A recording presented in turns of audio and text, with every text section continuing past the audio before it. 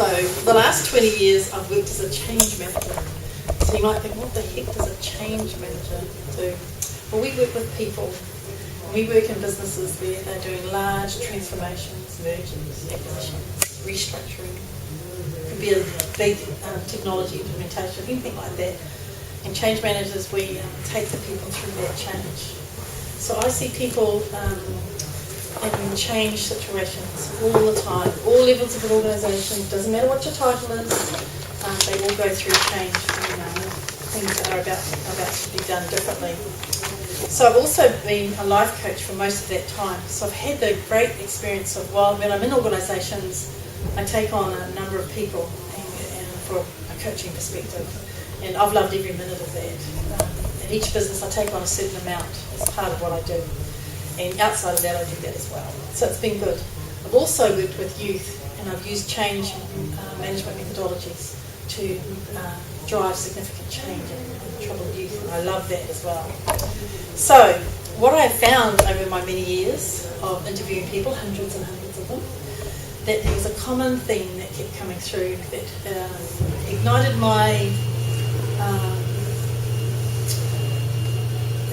something in me that said something's got to be done about this. I've got to capture this. And I continually got people saying to me, I'm not listened to. They're not listening. Nobody listens to me. I keep getting that. I'm not heard. I don't have a voice here. That is so common. Wherever I go, it's that theme comes through really, really strongly. So it doesn't matter what I'm interviewing them about, those things come through. So I want to ask a couple of questions first. Have you ever felt that you weren't listened to? I think we've all had that experience, whether we liked it or not. And have you ever recognised when you're the one that's not listening? Yeah? Yeah. Now, and all of us do it. We're all like, yes, yes. So I want you to think for a moment. Have you ever been taught how to listen, or were you told to listen? Told. Yeah, think about that. So I know from many experiences that I've had that one of the most important attributes a person can have is the ability to listen. And so I want to talk about a couple of things as we go through this. I want to show you this guy. You're thinking, what the heck is he? Well, his name is Bernard Barach. And he said most of the successful people I've known are the ones who do more listening than talking. Now, he was quite a significant person. He was an American financier, stock investor, statesman, and political consultant. He was born in 1870 to a Jewish family, and he amassed a fortune when he took a seat on the New York Stock Exchange and traded in sugar, which was booming at that time. His theory of determining what needed to be done and how to produce it resulted in him taking 2 years off what it took to build a tank and the bombers in the war, which had a significant positive impact for the Americans. He again advised the American president leading up to World War II, and he was a personal friend of Winston Churchill, who also believed in the power of listening. Winston Churchill said, courage is what it takes to stand up and speak, and courage is what it also takes to sit down and listen. Now, these two men who truly believed in the power of listening were talking in times when there was great strife in the world. Think of Churchill and what he did at that time, and this guy the same, the Americans. So, listening applies to all situations and to all people, especially in the most difficult times. It applies all the time. So, have you ever thought how much listening you do when you're angry? I can see everyone looking the other way. When you're angry or things aren't going as you expected, or things aren't what you thought they should be, sometimes, and at times, those times, we tend to just insulate ourselves. It's all about us, and it's actually not about anybody else. Even though there's other players in the scene, when our anger gets up, that's what happens. So we need to be aware of that, but I'm going to talk about that a bit later. Now this picture might be a familiar scene that you've seen in people's houses and things like that. It drives you mad. And so listening is a skill that we're in danger of losing in the world of digital distractions and information overload. I know of people that text each other in their same lounge, and they do. It's not uncommon, which is scary in itself that we're saying that. But good listening requires focus and concentration, which is difficult because more and more things compete for our time and our attention, especially those phones that we have. So I want to tell you a couple of examples of this. That I had a girl who went through learning how to listen, and the first part of learning how to listen is self-awareness. And she was reflecting on a couple of things, and she told me a story. She said, Lee, it really hit home to her. She was sitting on her bed one day and she was playing a game on her phone, so that's not an uncommon thing. And her little 7-year-old daughter came running in, jumped onto the bed, said, Mum, I've got something to tell you. And she said, oh, good, I've just finished my game, and then you tell me. She said, when she finished her game, her daughter was asleep. And she said, it really hit her. She thought, that moment's gone. I can't get that moment back. And look what I've done. I put a stupid game when I could have listened to her, what was exciting her in her life at that time. And so she said it really hit home to her about some of the things and habits that she was doing. She also said it made me think about, I never answer my phone in a meeting. I'd never answer my phone in a meeting. At work, I wouldn't do that. She says, but if I'm sitting with my family and the phone goes, I'm onto it. She says, I don't apply the same rules. She said, what am I doing, Lee? I said, I don't know, what are you doing? She says, I've got to make some changes. She said, I've got to make some changes in my family. And it starts with me. So we are at risk of losing that ability to listen with all the distractions that are given to us. Now, I've got some stats here because there's bound to be somebody in the room who likes stats.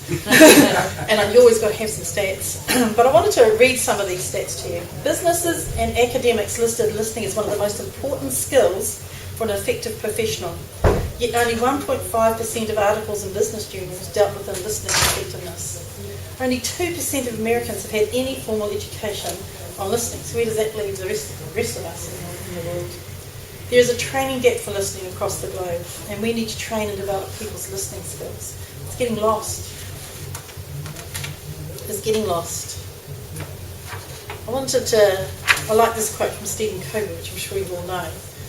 He says, education and socialisation has placed an emphasis on teaching us how to communicate, read, write and speak, but doesn't prepare us really to listen to what others are saying. So we get taught those things. It goes back to my original thing, but we're told to listen, not taught how to listen. And that's not the focus of education, and we need to have it. So I want to take you through the 5 levels of listening. Then we're going to do an exercise. Now I'm going to give you some pre-warning here. I want you to think about yesterday. Your interactions yesterday, conversations, whether you were in a meeting, whatever you were doing, because we're going to do a bit of exercise about that. So if you're a little distracted while I'm telling you about the 5 levels of listening, I'll understand. Because you're probably thinking, what did I do yesterday? If you're like me, it's like, it was like ages ago, I don't know what I did yesterday. So that's why I'm giving you a bit of warning. But I want to take you through the 5 levels of listening, and then we're going to do this exercise. So level 1 is somebody that doesn't listen. So I'm sure that you have had that, because you all nodded at the beginning, that you've had it when somebody's not listening, and you've probably been somebody that's not listening and said talk to the hand at times yourself. So that's somebody that just doesn't listen. Level 2 is somebody that listens but doesn't hear a thing. Now you probably have experienced this. You were talking to somebody, you were sure they were listening to you, but when they respond to you, they're talking about something else or themselves, and you think, hang on a minute, I thought that they were listening to me. And then you realise that they actually weren't. And you might have done that yourself at times. Level 3 is a good listener. And you can always say someone in your life that's a really good listener that you could go to, and they just sat and they were really good listeners. In fact, there's probably 6 significant steps to being a good listener. I'm going to give you a tip on the second step later on.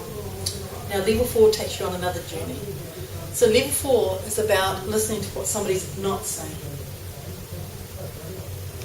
So this is about listening to what somebody is not saying. Now I want to tell you a story about this one that really had an impact on me, and it was a long time ago. And I used to have a large team, and I'm an early bird, so I'm at my desk at 7 or 7:30 in the morning. That's just me. But there were other early birds that came, and in this situation, I used to walk around the office and say hello to my staff, all the early birds, and then make my way to my office. That's how I used to do it. I just take the long way around. And when I did it this day, I went, a lady said, I said, good morning. And she says, good morning, Lee. It's really hard to get to work today. I said, yeah, I'm sure it was. And I carried on. Went into my office, and I stopped and I thought about that. I thought, this is a very good worker. And I said, why would you say that to me? I immediately thought traffic. But I thought, no, at that hour of the morning it's not traffic. I think something's not right. So I thought, she's trying to tell me something. So I waited till she was on her own, and I went back to her, and I said to her, why was it hard to get to work today?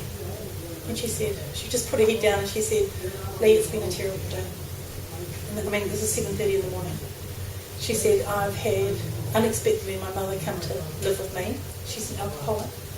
She found alcohol in the house.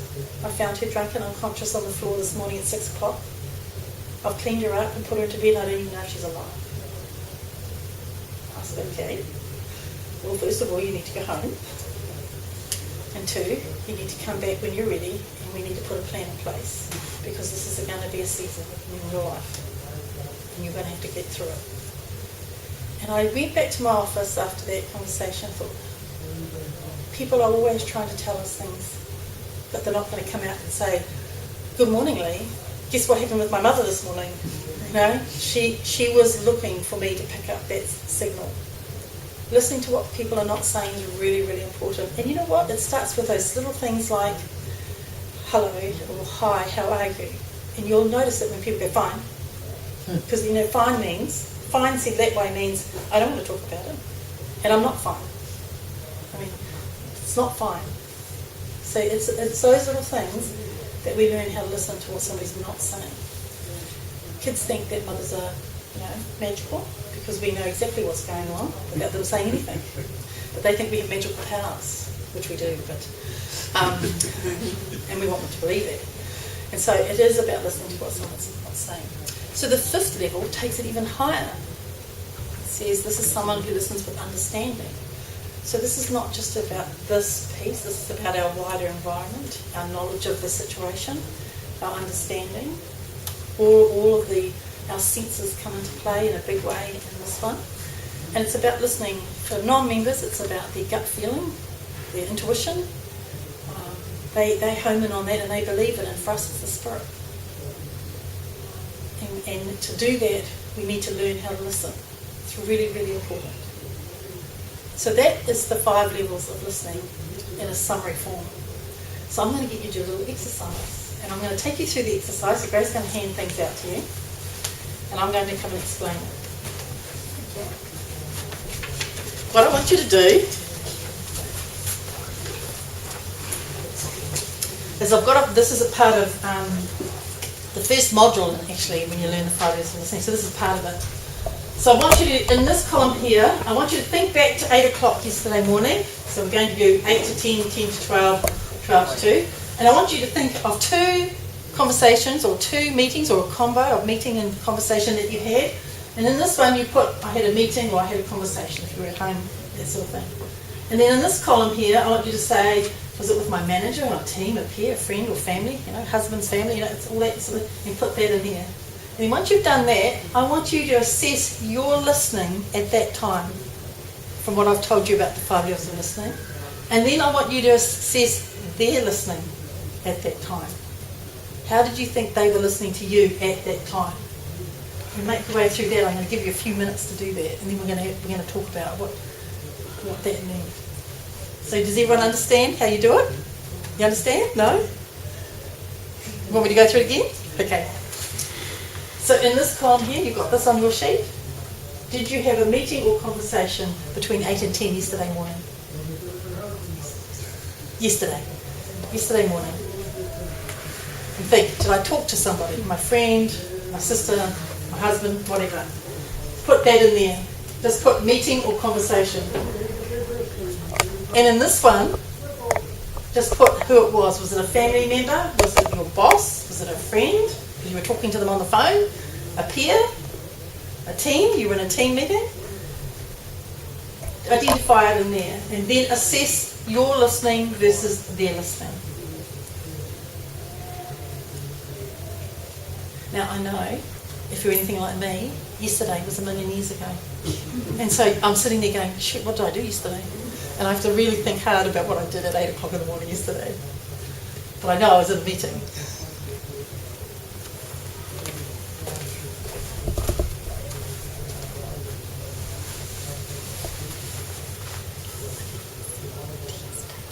So just the first time period?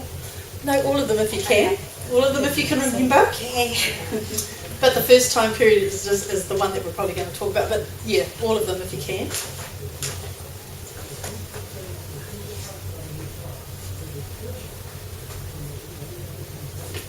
Oh, pen. Better get your pen.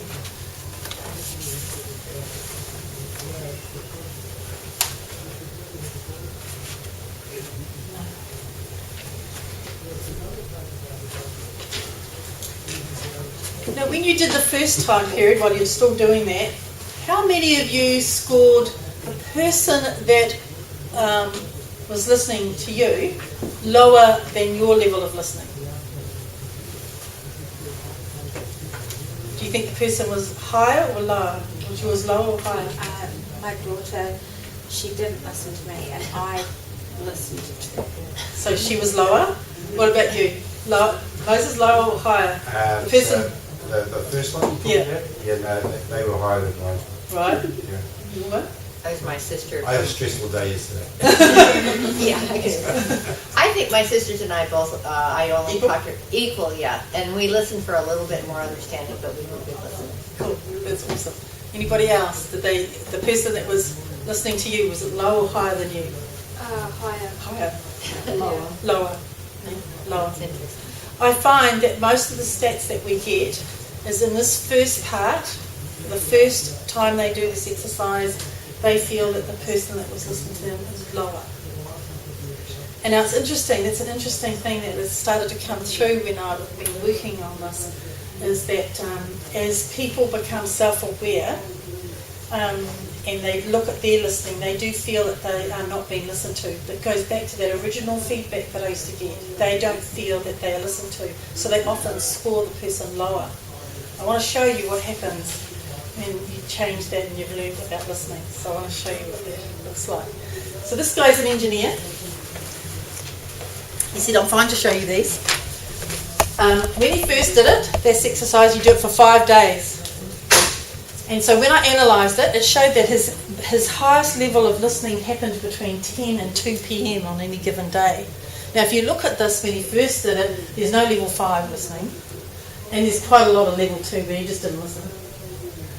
And he said he found when he did this that his family probably were the ones that suffered the most at times. And he said they probably get the leftovers at the end of the day after I've made a million decisions. I've listened to people and I don't really want to do it anymore. But the family still love you. so you do get away with a bit more in your family situation.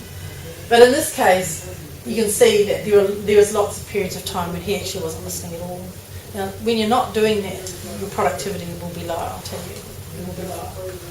After he'd done the 5 levels of listening, this changed. So there's only one period of time that he recorded that he wasn't listening, but his whole levels of listening came up. You see there's level 5s all the way through.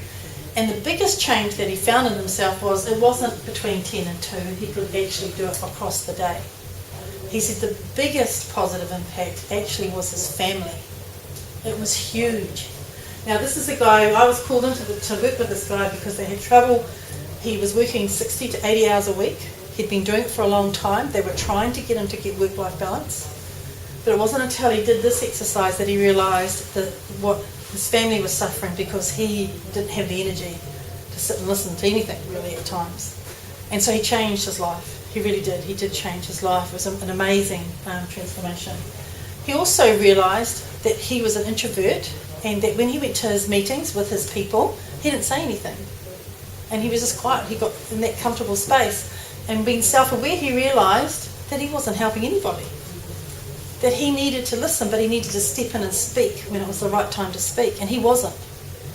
And he says, boy, my meetings and my staff, it's just changed. Absolutely changed. He says, we have good, robust meetings now. We're getting far more work done than we've ever done before. And he says, and just because I knew that I needed to contribute. He said, I'm never going to be the one that dances on the table, that's just not him. But he says, I knew that I needed to contribute as the leader of the team. And these are all a group of engineers. So it had a big impact on him. In this case here, he had a big trial come on his family. And his sister's husband got diagnosed with a fatal illness with 6 weeks to live. And he says, by doing this, he says, I knew how to deal with my sister and sit and listen to her needs and what she needed to have happen. My children and my parents who lived on the same property. It really prepared him for what he didn't know was coming. But it had really, really prepared him. So he had this for one reason, he did this, but it expanded all across his entire life. Just by increasing, not a member at all, but just increasing his ability to listen. So it makes a big change in somebody's life.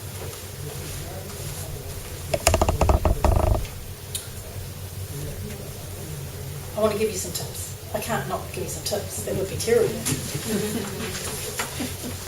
So I'm going to give you some tips. Lee, can I just confirm with everyone that we're videoing this? Yes. So firstly, it's going to be available on the website, and secondly, that the PowerPoint presentations will be available on there as well. Is that all right with that, with you?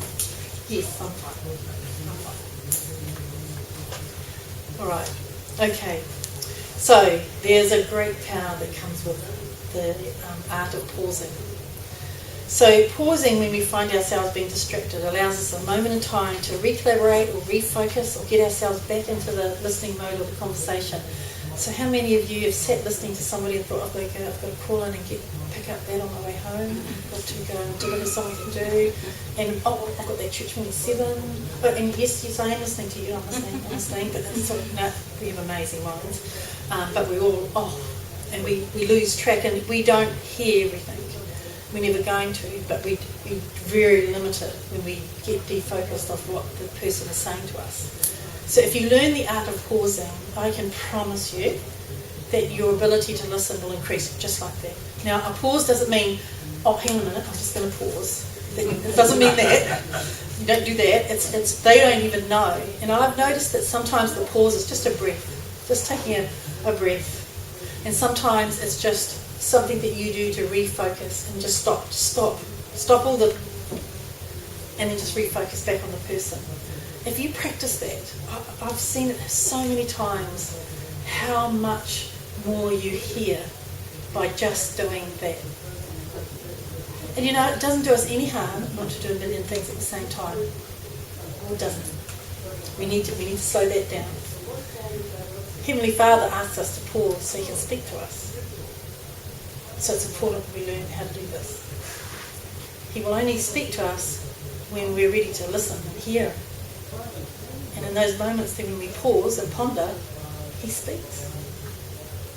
So if we can learn how to pause in our day-to-day conversations, I promise you it will increase your ability to be able to pause and ponder and listen to Heavenly Father. All right. Just add a little thought on that. I heard in one of the presentations, which really kind of resonated with me. The presentation said when a person is speaking to you and they say, I have a feeling, that is often a spiritual thing that is actually happening. And that's a great time for us to stop and listen to what that feeling is that they're describing, because it often is the Holy Ghost. Yes. Involved in it. Yes. And I think that's a common thing that you hear people say. And it doesn't have to be a member. I've heard that said by many a non-member. I have a feeling, or my gut feel says, or I just feel that is not just exclusive to an LDS person. It is for everybody. And you think about it. Heavenly Father doesn't sit up in the heavens saying, I'll treat my children that are members of the church this way, and I'll treat my children that aren't members of the church that way. He doesn't think like that. He just thinks we're all His kids. And so He wants to speak to every one of us. So it applies to everybody. The second tip I've got is about listening. There are 6 steps to being an active listener. And I want to talk to you about step 2. Now step 2 is about understanding your role in a conversation. Now your conversation might be with a one-on-one, it might be a group of friends, family, it might even be in a meeting, and it might be your role or title that you have in the community, your job or whatever. But understanding your role in a conversation allows you to focus that listening, and it's in the right way. So I want to talk about, say, if you are a coach or a leader of people, you have to listen to everybody's perspective and opinions, and then make an assessment, and then you might speak after that. But if you're on one-on-one, it might be that they just need a listening ear, or they might need advice, or they might need you just to tell me what I need to do. And it's about understanding your role in the conversation. So when you're in a conversation or in any circumstance, a meeting or group, think to yourself and say, what's my role here? It'll help you define how you listen and what you say and what you don't say. A lady in the last workshop asked the question about her son who had depression, and she said, I just can't get an answer from my questions. Now I know, because I have a daughter with depression and she's had it for a long time, that asking a question is not the right thing, because they can't answer it. It's too hard. It's just too hard. So you need to communicate in another way. And sometimes they just need you to be there. And it's silent. When my daughter gets really bad, and my daughter's a very, very good school teacher, but I know when things aren't right, and I will fly down to her, and I will spend 2 days, and I sit in her classroom behind her desk, and I don't say a word. And she teaches the class, because all she needs is somebody there. And when she's got through that time, off I go again. So if we can understand our role, we will be better listeners.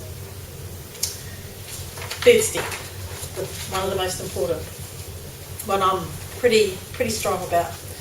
So not acting on what you have heard is worse than if you didn't listen in the first place. When you listen to somebody, what's going on in their head is a building of trust, belief. They believe in you because you're looking at them and you're listening to them. And that trust and belief it's a powerful emotion. But if you turn around and don't do what you said you were going to do, you've broken some pretty fundamentals of trust. It's worse than not listening at all. You're better to have said, I don't really want to listen to you today. You're better to have said that than not act on what you've heard. Now sometimes when we listen, there is no follow-up action, and that's fine. But if there is a follow-up action, I plead with you to act on that. The feeling that comes on somebody when somebody touches base with them again or does what they said they were going to do, is just so empowering. You really empower somebody.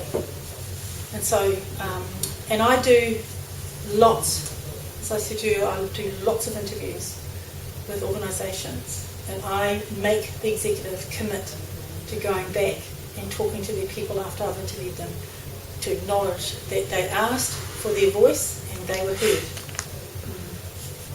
I won't do the interviews unless the executive team has committed to that, and usually the feedback is about them. It's a very humbling exercise, but I won't do it unless they commit to that. Because if you can imagine me going out and talking to everybody and then giving their points of view and then nothing, it just doesn't work. It doesn't work. I've seen it go really, really bad. And so acting on what you've heard is really important. I can't stress that enough. I really can't. So those are the 3 tips I have. I've just got to check my time because I don't know what it is. Pardon? Pause. Okay. How am I? What's my time? Am I on time? Cool. Because I want to leave some time for some questions, but I want to leave a great quote in another story. Marvin J. Ashton. I love this quote. Right. If we could look into each other's hearts and understand the unique challenges each of us faces, I think we would treat each other more gently, with more love, patience, tolerance, and care. And I truly believe this quote. I truly believe it, and I do relate it directly with our ability to listen. And when we talk about a level 5, listening with understanding, and he says, and understand the unique challenges, but listen with understanding, you know that Satan will become really hard and fast on this one. And he uses his greatest tool of doubt and fear. And he really does. So what I often hear is someone will get a feeling or a prompting or something come into their mind, and the first thing that Satan does is put doubt into their mind, and they go, oh, maybe that wasn't a prompting. Maybe that was just my thoughts. Maybe that was just my opinion, or maybe that's what that was. Or maybe that was a prompting. And then it's gone. They don't act on it. They don't listen to it. And that's it. It's gone. We've probably all done it. But so that's when Satan has said, put doubt, because doubt will then lead to fear. So I talked about a young woman in one of the workshops, and she was a Waisei, and she learned a great lesson. We had a lesson, it was in an institute lesson. And she looked at an ad for a job, and she said, oh, I'm going to apply for that. And she said she got a feeling that she should apply for a job. And so she got really excited because that's her job. That's the job. So she got really excited, went to the interview and didn't get the job. The first thought that came into her mind when I was unravelling the situation, first thought that came into her mind was, oh, that was my job. I've got a prompting about that. Maybe that wasn't a prompting. Maybe that wasn't. No, that wasn't a prompting. Oh no, I won't do that again. No. And really, doubt had really got a hold of her, including fear. And I said to her, what was the actual prompting? Because we put our own understanding on things. She said, my prompting was to go for the job. I said, well, did Heavenly Father say, go for the job and I'll make sure you get it? Or did he just say, go for the job? Oh, I think he just said, go for the job.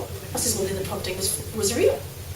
But he might have wanted you to go for that job because you needed to talk to somebody on the bus on the way there.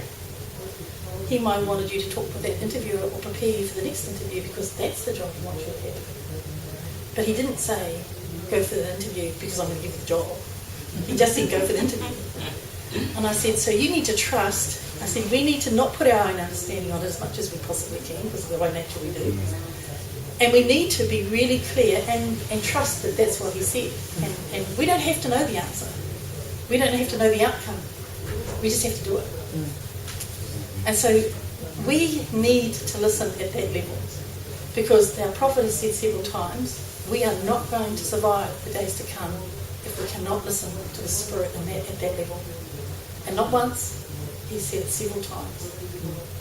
And that's why I feel so passionate about the ability to have people learn how to listen. It's not fair to just tell people to listen. They need to learn how to listen, and we need to practice it every day because we're just imperfect beings. And quite frankly, sometimes we will say, just talk to the hand because we choose, because we have our agency.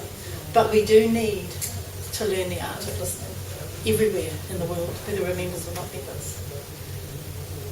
So tell me, any questions? Yeah? You said understanding your role is one of the steps. What are the others? Yeah, you're holding out on us. I just found that really, that was quite massive for me. Yes. And I kind of hadn't ever really thought about the fact that there'll be multiples, and 6 is quite a lot. And so I'd really like to know, if you don't mind. Why not? We're here. Why not? It can be your good deed. It can be my deed for the day. Yes. Right. You've convinced me. I'm going to show you. We talk about the 6 steps, and the first one is about building trust. And we talk about being honest and sincere, having empathy, show your intent. Intent is important. And willingness to be there and break down barriers. That's what we do in that first step. The second one is understand your role. The third one is stay attentive, stay engaged, be aware of your physical language,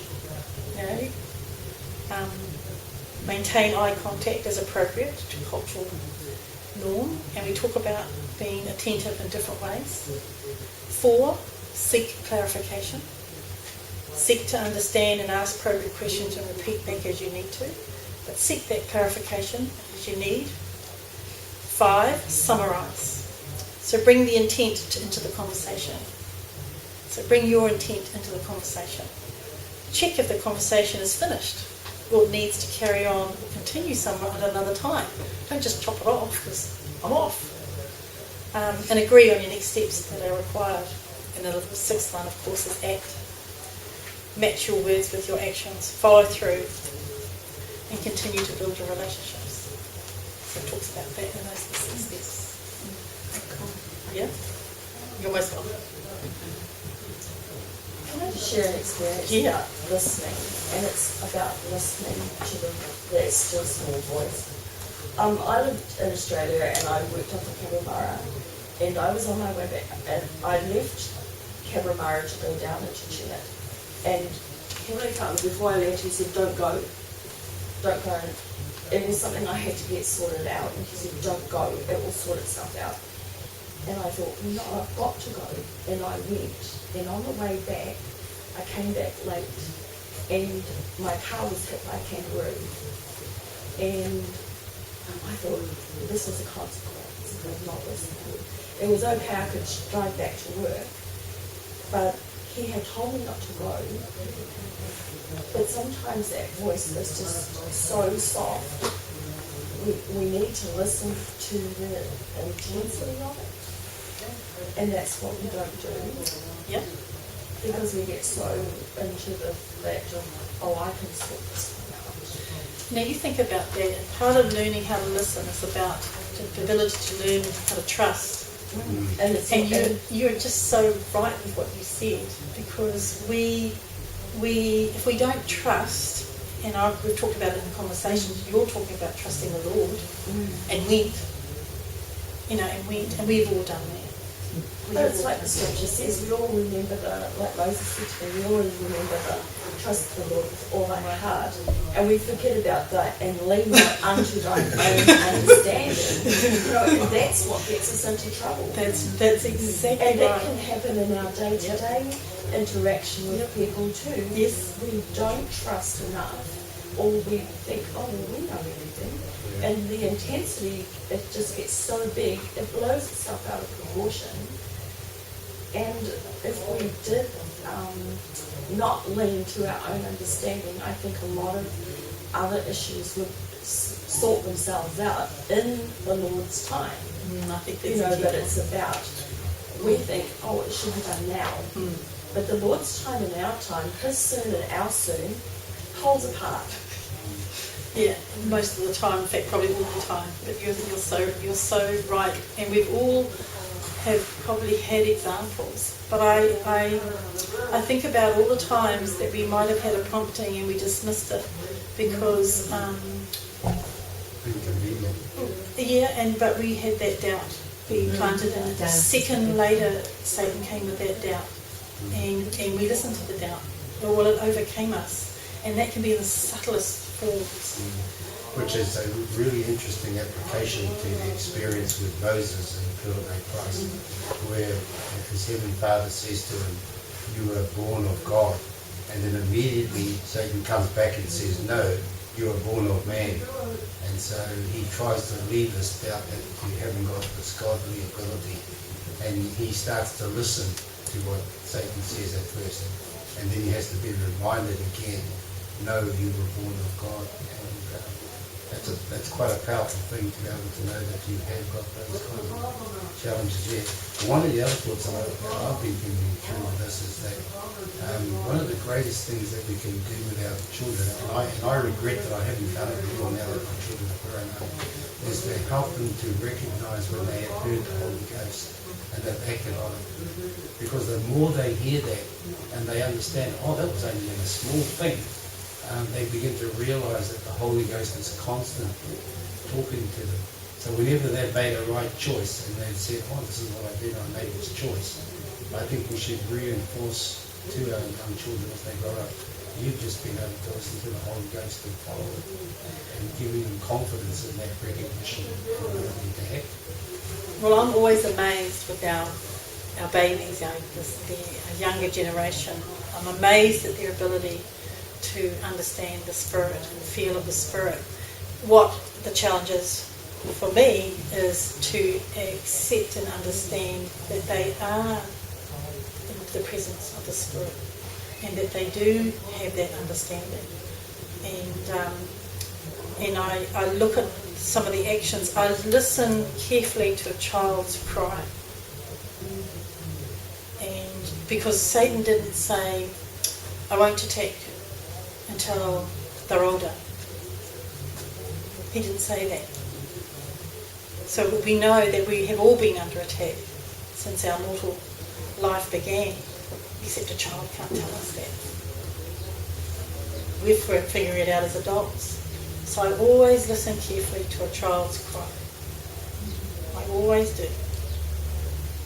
And I think that when the times to come, that generation coming, who I see are highly intelligent, highly spiritual by nature, these are these elect that their prophet keeps talking about. But what does that mean for me? I have a responsibility as a grandparent and as a parent to really help bring that forth. At times I think, what do I need to do? And it's my time to listen. Because they might be little small things, but these are powerful children coming. They will lead us. And I always say to my kids, I can't see in the scriptures anywhere it says a bunch of old people are ushering Christ. It says the young ones will, so we better learn to listen to them. Let them lead. Let them shine. That's our learning. They have to learn to lead and to usher them in. We have to learn to listen to them. I says because it doesn't say in the scriptures a bunch of old folks are going to bring them in. Otherwise I'd be there. Come on, we can do it. It doesn't say that. So we have to know our role. Exciting as it is. Yeah. Any other questions? I was going to ask you about the upside down triangle. Oh yeah, let's go back to that. The upside down triangle is about moving from having more periods of time in this space Oh, okay. to less time in this space, because we're never probably going to get rid of it all, to having more time in this space, which is what that drives results with. And that through that we transform ourselves. And I've seen that a lot. And so people transform themselves. That's what that is about. I was just thinking about the great power of actually being able to listen. Because we try so hard, don't we, to communicate. We're given a voice. And actually all of those levels there, it means that we have there is a great power in actually listening and hearing what somebody's saying and understanding what they're saying. And then you just said that we validate it, we summarise what they said. And I just thought about the times that I've known that I've been listened to just because of what somebody said back to me. And there is a great feeling of worth. There is a great feeling of worth of actually being heard because somebody has listened to you. And I've just learned how important it is today. The words about teenagers are quite precious, actually, because if they didn't Some of talk them. to you, but what Not all if of they them. didn't talk to you? Yeah. No, that shows that they didn't have any faith in you, that they don't trust you.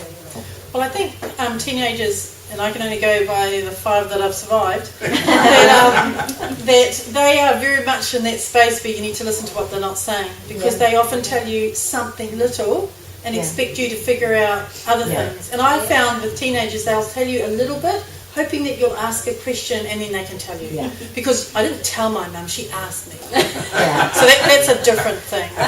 And I found that with teenagers. Elderly people are the same as the teenagers. I live with my parents, and Dad, I'll say to Dad, how are you, Dad? He said, I'm good, but I can tell looking at his face and the tone of his voice that he's not really good. I said, so what's going on? What's happening? And with my mum has the vascular dementia, so they sometimes feel like they're not being listened to. Yes. And it's, for carers, it's really important. Yes. It's almost like treating your parents, your elderly parents, like teenagers, you know. And sometimes it's like squeezing blood out of a rock to get any information out of them. But they also feel sometimes that they're not being listened to, and it's so important to listen to our elderly people and what they want and what their needs are. I mean, I love the elderly, and I was fortunate to have my grandmother. So we had many years of 5 generations alive in our family. My children know and have had a relationship with their great grandmother, and they loved her to bits. And she lived with us. And when I used to come home from work, of course, all the kids want to tell you about their day, and so does Grandma. And they'd all crowd around her chair, and they'd be starting to say, and she'd go, no, I'm the oldest. And she'd proceed to tell me about her day. And the kids were like there in the background going, Mum, I'm going. So I say, she's pulling rank, and at that age she can pull whatever she likes. So she'd beat us all in cards all the time. Oh yes, especially Moses. But you know, I mean, I love the older people, and when my grandmother did pass away, and then my mother, I got a big shock, and I was like, now I'm the oldest generation. Like, what does that mean? I can't be like them, you know. And so they are the precious souls, and they often feel that they are not listened to. Very much so. Yes. I remember this great movie, it was a little video that the church made called Are You Listening? Do you remember that? And the mother was in the kitchen very busy, yes. and the child kept coming and wanting to talk to the mother, and the mother said, I'll get to you. And after a while the mother forgot about it all, and the child was very upset. And then it showed a number of other occasions where a husband and wife were talking past each other, not listening to one another. And it was a great movie. I thought it was an amazing movie ahead of its time at that point. I think that I remember a colleague telling me that she'd been going through the 5 levels of listening, and she had got to a certain point, and she had an experience at home where she could hear her 2 children, they were young, talking to their father and asking him for an ice cream. And he said to them, she said, I was in the kitchen and I could hear him say to these kids, you've had an ice cream, so there's no need for you to have a second ice cream. And so they accepted it from their dad, but they ran to their mother. and so they went, oh, Mum, you're looking so beautiful. Can we have an ice cream? And she said, I am a bit of the softie and would give them the ice cream. But she says, after doing this, she said, I looked across at my husband. Again, she saw that look on his face. Were you going to back me up or were you not? And she turned to her kids and she said, no, you've had an ice cream. And Daddy said that you don't need a second ice cream. She says, there are 2 things. The look of appreciation on her husband's face. But 2, how easily the kids accepted that. She says, I thought, gee, I'm onto something. And that was the impact of it. So it's quite wide-reaching, our ability to listen. It's quite wide-reaching. I found that with young people, and especially youth, they need us to listen so they can figure things out. They don't need to be told what to do. They just need somebody to listen to them, and half the time they figure it out. And that's the power behind it. When I worked with youth, I had a young boy. He was a naughty boy. He's 14. His grandmother brought him into my office. I think she almost threw him in there. But he came in, and he was naughty. He was a drug dealer, a tagger, a drug user. He'd been kicked out of 2 schools. He was a bit of a naughty kid. But as we went through the process that I take these kids through, he had to draw a drawing of what he wanted for his family in the future.